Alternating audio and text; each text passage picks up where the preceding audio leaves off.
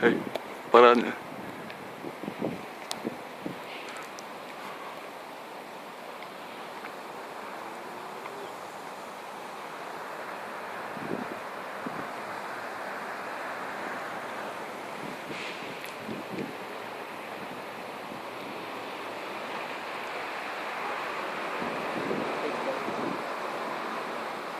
A to, ja som kámo videl také, že to je harp.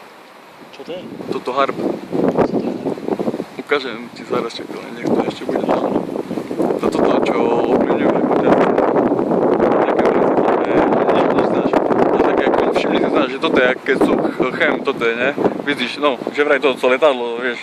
To je konšpiračné teórie, no len si poviem, že ty tomu vôbec neveríš. Ale toto, co sú, ne, toto čary, co máš tam, tak, vidíš, ne, co sú tam kolo toho. Takže toto je, oni tiež tými chemikáliami, znáš, to je jedna vec, že znáš, že sa dostávajú do vzdušia nejaké chujoviny, ale ďalšia je, že tým, jak dávajú to ten harp, tú energiu, jak vysielajú do toho elektromagnetického, jak poľa Zeme, no takže vraj s tým jak to lepšie reaguje, keď tam sú ešte toto, vieš, nejaké pičoviny, co púšťa do toho. A teraz more, a toto isté, vidíš, už zmizlo.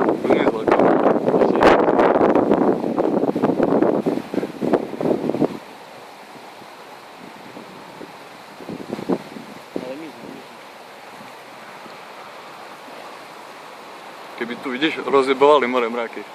S tým, vieš, že by ľudze more nepadalo tu nad tým. No to je, bol pohreb.